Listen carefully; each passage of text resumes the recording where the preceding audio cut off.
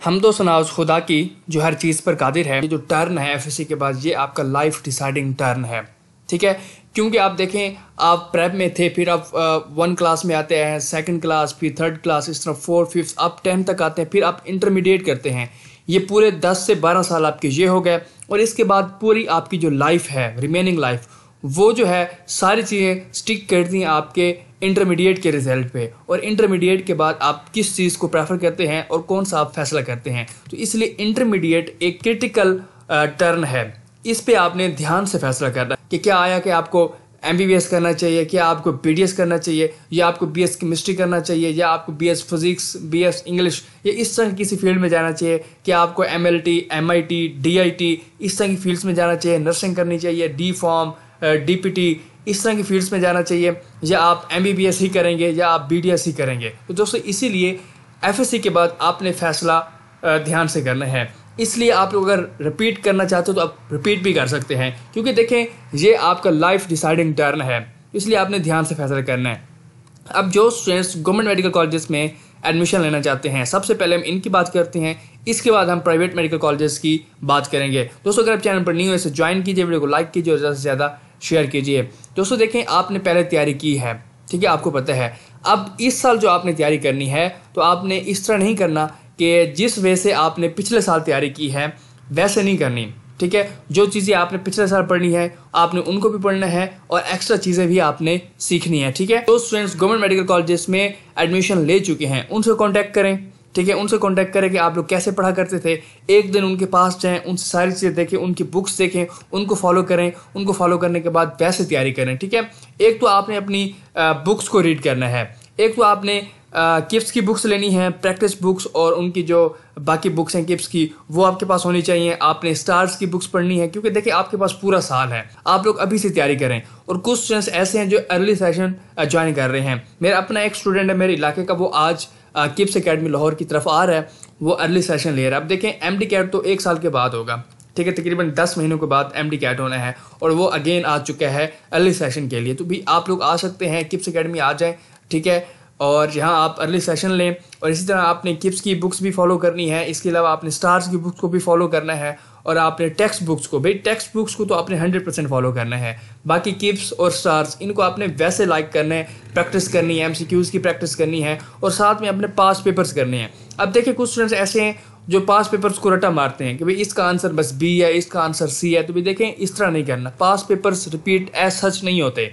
बड़ी बात है कोई 2 MCQs या 3 MCQs रिपीट हो जाए, इससे ज़्यादा MCQs रिपीट नहीं होते। तो फिर आपने क्या करना है, भाई आपने पास पेपर को गौर से पढ़ना है, समझना है कि ये क्वेश्चन किस टॉपिक से आया है, कैसे आया है, क्या मुझे पहले इसका पता था या नहीं था, ठीक है। तो मतलब वो पेपर कैसे बनाते हैं UHS वाले, उनका माइंडसेट कैसे है, वो पेपर कैसे बनाते हैं, आपने इन ट्रिक्स पे गौर करना है, ना कि आपने पास पेपर्स को रटा मारना है। इस तरह कुछ नहीं करना, ठीक है, समझ के पढ़ना है। समझ आ गई। एक तो आपने अर्ली सेशन ज्वाइन कर लेना है किप्स का, और इसके अलावा अब देखें एक और चीज़ भी है, आपने नोट किया होगा कि जब आप MD कैट के टेस्ट में बैठे होते हैं और उसके बाद जब आप घर वापस आ जाते हैं, आप इसके बाद 1 महीने के बाद या 2 महीने के बाद जब आप अगेन वही पेपर देखते हैं, तो आपको वो पेपर बहुत ही आसान लगता है, जिसको कहते हैं ना कि हलवा आपको लगता है कि पेपर ये तो बहुत ईजी था, यार ये क्वेश्चन मेरा गलत क्यों हुआ। तो इसकी वजह क्या है, इसकी जो वजह है वो है स्ट्रेस मैनेजमेंट। आप स्ट्रेस में आ जाते हैं, टाइम मैनेजमेंट, ठीक है, कॉन्फिडेंस मैनेजमेंट है, ठीक है, टेंशन, ये सारी चीज़ें आ जाती हैं। अभी देखिए पेपर जब होता है तो आप पे एक किस्म का प्रेशर होता है, और टाइम भी इतना ज़्यादा नहीं होता, और आपके पास सोचने का टाइम नहीं होता, आप बस MCQs लगा देते हैं या छोड़ देते हैं। तो इसलिए जब आप उसको बाद में देखते हैं तो वो चीज़ें आपको ईजी लगती हैं। तो इट मीन्स पेपर पहले भी ईजी था, बाद में आपको क्या लगता है, ईजी लगता है, मगर उस वक्त आपको पेपर मुश्किल लग रहा होता है। तो सारी चीज़ें किस चीज़ पे डिपेंड करती हैं। अब आपने स्ट्रेस मैनेजमेंट करनी है, आपने टाइम मैनेजमेंट करनी है, आपने कॉन्फिडेंस को मैनेज करना है, और टेंशन नहीं लेनी। ये सारी चीज़ें कैसे होंगी, मेरे अकॉर्डिंग इसका एक ही हल है। वो जो हल है वो आपकी प्रिपरेशन है, आपकी तैयारी है। अगर आपकी तैयारी अच्छी है तो आपको स्ट्रेस नहीं होगा। अगर आपकी तैयारी अच्छी है तो एग्ज़ाम की नाइट आपको स्ट्रेस नहीं होगा। आप कहेंगे मेरी तैयारी बिल्कुल अच्छी है, पेपर जैसा भी आ जाए मैं कर लूँगा। पेपर मुश्किल भी होगा तो आपके जब आंसर्स ठीक हो रहे होंगे तो आपको कॉन्फिडेंस बिल्ड हो जाएगा, ठीक है। टाइम मैनेजमेंट भी डायरेक्टली आपकी तैयारी के साथ रिलेटेड है। अगर आपकी तैयारी है, आप MCQs जल्दी करेंगे तो आप टाइम को मैनेज कर पाएंगे। अगर आपकी तैयारी अच्छी नहीं है, एक फिजिक्स का न्यूमेरिकल आ गया, आप सोच रहे हैं पहले तो आपको ये समझ नहीं आ रही कि ये न्यूमेरिकल किस चैप्टर से है, ठीक है, मूवमेंट वाले चैप्टर से है, एक्सेलरेशन से है, किस से है, ठीक है, मोमेंटम से है। फिर आप उसका एक फॉर्मूला ड्राइव करते हैं, आप वो सोच रहे हैं, फिर ड्राइव करते हैं, फिर आप उसको इम्प्लीमेंट करते हैं, फिर वो गलत हो जाता है, फिर ये इसका फार्मूला नहीं, इसका फार्मूला ये होना चाहिए, तो आप सारा टाइम क्या है वेस्ट करते हैं। अगर आपकी इतनी ज़्यादा तैयारी होगी कि आप पहली लाइन पढ़ते हैं और सेकंड लाइन जो ही आप एमसीक्यूज के एंड पे जाते हैं तो आपके माइंड में फार्मूला आ जाना चाहिए, ठीक है, कि इसका फार्मूला ये है, और एग्जैक्ट आपके माइंड में उसका फार्मूला आना चाहिए। आपने फार्मूलों को इस तरह रटना है, ठीक है, क्योंकि आप लोग देखते हैं कि फिजिक्स में आपके पास एक मेन फार्मूला होता है, ठीक है, उससे फिर काफ़ी ज़्यादा फार्मूले ड्राइव होते हैं। अब काफ़ी स्टूडेंट्स क्या कहते हैं, वो कहते हैं कि हम मेन फार्मूला याद कर लेते हैं और पेपर पे जाके हम ड्राइव कर लेंगे, तो भाई टाइम नहीं होता। इसलिए आपने जो ड्राइव्ड फार्मूलाज हैं उनको भी रटा मार लेना है कि जब कोई इस तरह का क्वेश्चन आएगा जिसमें एक्सेलरेशन होगा, जिसमें मैस होगा, जिसमें वेलोसिटी होगी, तो हमने ये वाला फार्मूला उस पर लगा देना है, ठीक है। तो बेसिकली आपकी तैयारी अच्छी होनी चाहिए। इसके लिए आपने टेक्स्ट बुक्स को नहीं छोड़ना, टेक्स्ट बुक्स के जो न्यूमेरिकल्स हैं फिजिक्स के वो आपने करने हैं, एक्सरसाइज आपने करनी है, बायो की जो आपकी डायग्राम्स हैं उनको गौर से देखना है, उनके डिस्क्रिप्शंस को आपने पढ़ना है और सारी चीज़ें, और आपने बहुत ज़्यादा तैयारी करनी है। अभी से स्टार्ट हो जाएं भाई, अभी से स्टार्ट हो जाएं, ठीक है। अब जिनके मार्क्स मैट्रिक में 1000+ हैं वो इम्प्रूव कर सकते हैं, ठीक है, उनके चांसेस हैं कि वो गवर्नमेंट में एडमिशन ले सकते हैं जिनके मैट्रिक में मिनिमम 1000 तो होने चाहिए, ठीक है ना, मिनिमम की बात कर रहा हूँ कि 1000+ वाले इंप्रूव कर सकते हैं, ठीक है। और इसी तरह इंटरमीडिएट में जिनके 1000 हैं वो भी करें, और जिनके 1020 या 1030+ हैं वो तो लाजमी करें, ठीक है, क्योंकि अगर आप 1000 मार्क्स लेते हैं तो आपको पता है कि इंटरमीडिएट को 40% इंक्लूड किया जाता है। तो अगर आप 1000 मार्क्स लेते हैं तो आपके 36.36 बनते हैं, तो आपकी परसेंटेज बनती है 36, तो मतलब 4% यहाँ से लेस हो गया। और अगर आप 1000 मार्क्स लेते हैं मैट्रिक में तो 1% वहाँ से लेस हो गया, तो 5% आप यहाँ से मतलब लेस हो चुके हैं। तो आपने तकरीबन कितने मार्क्स लेने हैं, 90% या 91 तक आपने मार्क्स लेने हैं। तो 4% आपके पास फिर भी है जो कि आप लूज़ करेंगे किस में, एमडी कैट में, ठीक है। तो जिनके एफएससी में से 1020+ हैं वो लाजमी इंप्रूव करें, जिनके मैट्रिक में 1000+ हैं वो भी लाजमी इंप्रूव करें। अब देखें जिनके इस साल एमडी कैट में 155 मार्क्स आए हैं, 155+ जिनके मार्क्स हैं वो लाजमी इंप्रूव करें, ठीक है। अब 140 वाले, 145 वाले, ठीक है ना, 130 वाले वो भी इंप्रूव कर सकते हैं, मगर मेरे अकॉर्डिंग वो इतना बड़ा जंप नहीं मार सकते। नो डाउट मार सकते हैं, कोई भी इतना बड़ा जंप मार सकता है, मगर वो 100 में से ओनली 5 स्टूडेंट्स ऐसे होंगे जिनके पहले मार्क्स 135 या 140 होंगे और वो अगले साल गवर्नमेंट मेडिकल कॉलेज में बैठे हों। तो ये भाई रेयर चांसेस हैं, ठीक है। तो जिनके 155 160 हैं इनके चांसेस ज़्यादा हैं कि ये भाई 180 क्रॉस करें। 180 क्रॉस अगर ये करते हैं तो पीछे इनके मार्क्स इतने जितने मैं आपको बता रहा हूँ 1000 मैट्रिक में होने चाहिए और इंटरमीडिएट में 1020+ हैं, तो भाई ये 90% को क्रॉस कर जाते हैं, 91 तक इनके मार्क्स बनते हैं, ठीक है। तो जो स्टूडेंट्स 155 मार्क्स ले चुकी हैं वो आराम से थोड़ी ज़्यादा मेहनत करके, ठीक है, 175 तक तो आराम से ले सकते हैं, ठीक है, मगर 175 पे फिर भी आपका एडमिशन नहीं होगा। अगर आप एडमिशन लेना चाहते हैं तो आपके मार्क्स 182+ होने चाहिए, मिनिमम 182+ होने चाहिए, फिर जाके आपका एग्रीगेट 91+ बनता है। तो आपने मेहनत कितनी करनी है, आप पहले मेहनत करेंगे 175 आपके आ जाएंगे, जिनके 155 160 हैं वो 175 तक आराम से जा सकते हैं, ठीक है। अब ऊपर जो 7-8 मार्क्स हैं भाई कंपटीशन वाले मार्क्स यही हैं, ठीक है।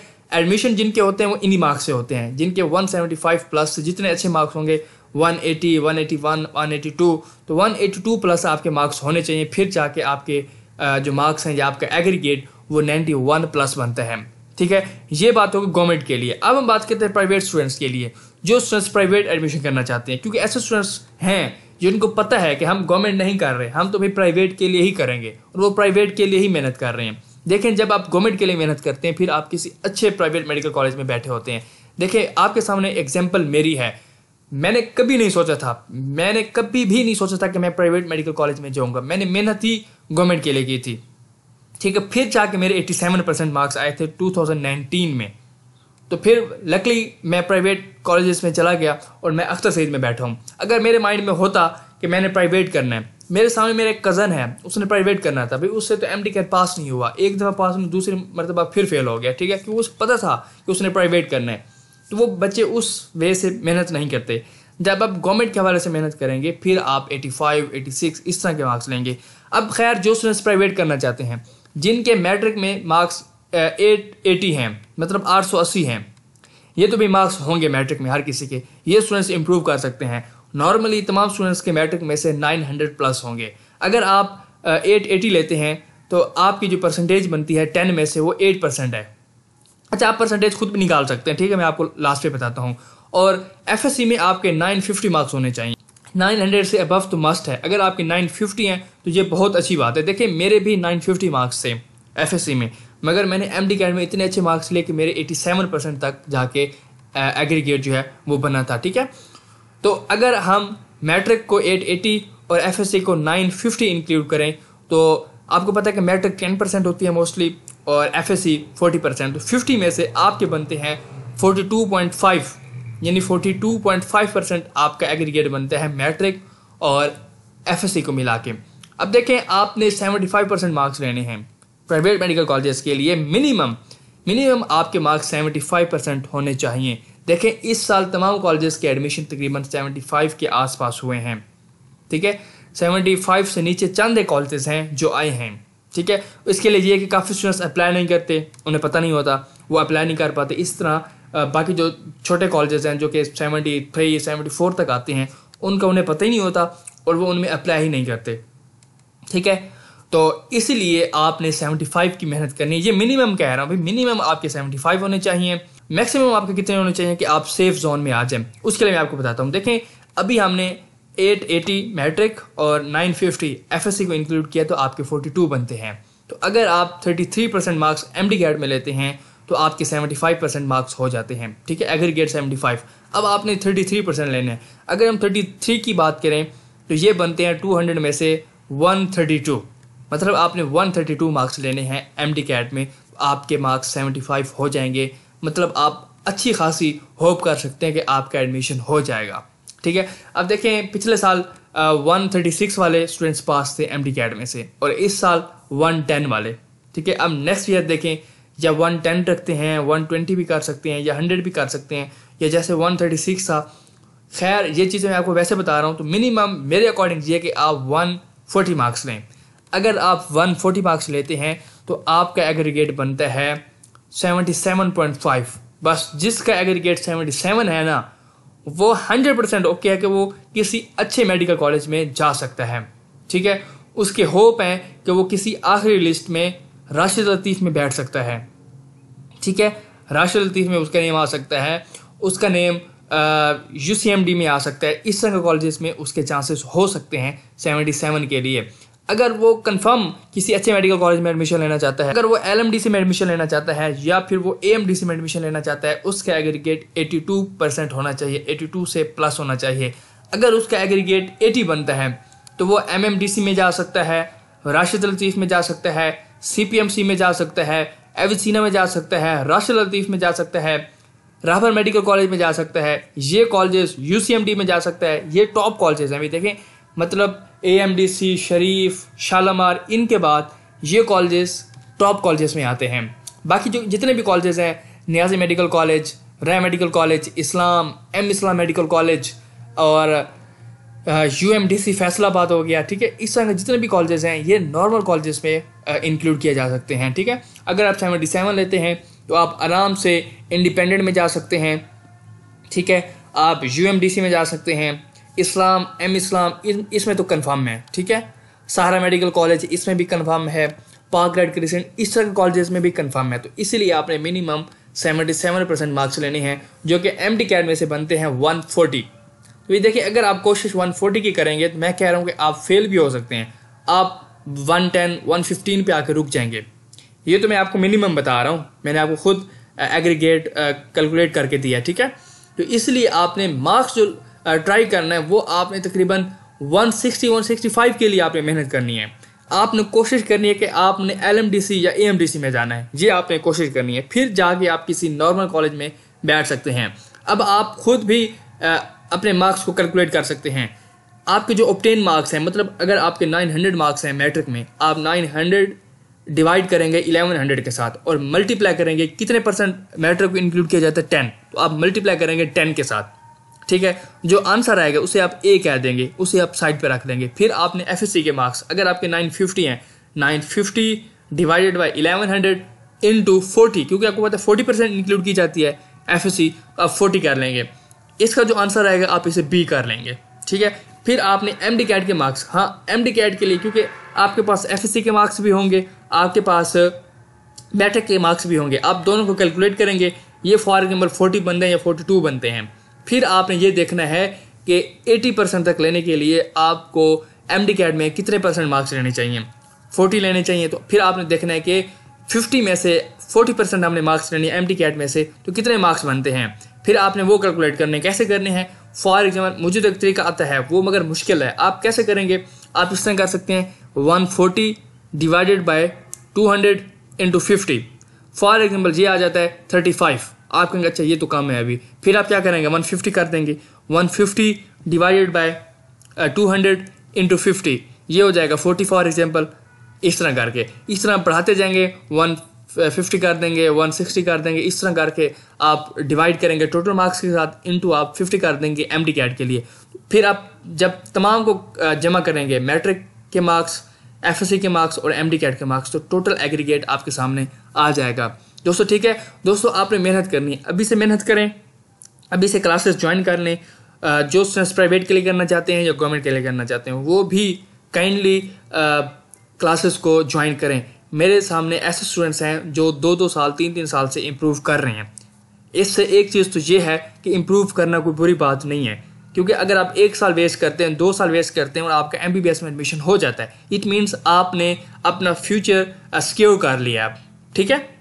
तो मतलब आपने इन्वेस्ट किया है, आपने 1 साल इन्वेस्ट किया है उस पर, आपने 2 साल जो मतलब उस पर इन्वेस्ट किया है, वेस्ट नहीं किया, आपने इन्वेस्ट किए हैं, ठीक है। अब इससे आपने ये सबक भी लेना है कि ये नहीं बस हम इम्प्रूव करते रहेंगे, अभी तीसरी बार भी कर लेंगे। इससे आप ये भी सबक लें कि अगर स्टूडेंट्स 2 साल से इम्प्रूव कर रहे हैं तो उनका एडमिशन प्राइवेट में भी नहीं हुआ, इट मीन्स इतना ईजी काम नहीं है। तो आपने मेहनत करनी है, आप फर्स्ट टाइम ही अगर मेहनत करते हैं तो आपको फर्स्ट टाइम ही एडमिशन हो जाएगा, और फर्स्ट टाइम आप इम्प्रूव करते हैं तो फर्स्ट टाइम ही आपको किसी अच्छे मेडिकल कॉलेज में एडमिशन हो सकता है। तो आप अभी जाएं, चाहे आप स्टार्स को कर लें ज्वाइन या आप किप्स को ज्वाइन कर लें। आप, मेरी तो यही है कि आप ज्वाइन करें किप्स को, वरना आप किसी भी प्लेटफॉर्म को ज्वाइन कर सकते हैं। बात यह है कि वरना आपको जंग लग जाएगा, अगर आप घर बैठ जाते हैं तो बिल्कुल नहीं पढ़ा जाता। भाई हम एनुअल एग्जाम दे के बैठे हैं, 1 महीने के में छुट्टियां थी, हमने कुछ भी नहीं पढ़ा। आप लोग भी पूरा सारा ऐसे ज़ाया कर देंगे, ठीक है, कि हम ये कर लेंगे, वो कुछ भी नहीं कर सकते। हमेशा आपकी तैयारी, आपके पूरे साल की जो तैयारी होती है वो काम आती है, ना कि आपके आखिरी दिन की तैयारी कभी काम नहीं आती। क्योंकि देखें आखिरी दिन जो आप पढ़ते हैं लाजमी नहीं कि उसमें से सारा आ जाए, नो डाउट उसमें से आता है, ठीक है, 30% आ जाएगा, तो 30% आने से आपका एडमिशन नहीं हो जाता। तो बाकी जो 70% है वो आपकी वोकैब होती है जो आप पूरा साल पढ़ते हैं। तो इसलिए आपने पूरा साल मेहनत करनी, अभी से मेहनत करें। मैं आपको एग्जाम्पल दे चुका हूँ। आज मुझे कॉल आई थी कि भक्कर से जो डेवो है वो किस टाइम से निकलती है, हमने किप्स एकेडमी जाना है, और वो जो स्टूडेंट है भाई उसके तो 1090 मार्क्स हैं एफएससी में से और 1070 मार्क्स हैं मैट्रिक में से, और इस दफ़ा भी उसका एग्रीगेट कोई 88 या 89 के आसपास था, वो अभी से आ चुका है। मैं आप लोगों को मोटिवेट करने के लिए एग्जांपल दे रहा हूँ। वो आज से किप्स एकेडमी में आ चुका है, वो अभी से अर्ली सेशन ज्वाइन करेगा। आप लोग अर्ली सेशन ज्वाइन करें, अगर वो सेशन ख़त्म हो जाता है फिर आप 2-3 महीने के लिए घर जा सकते हैं।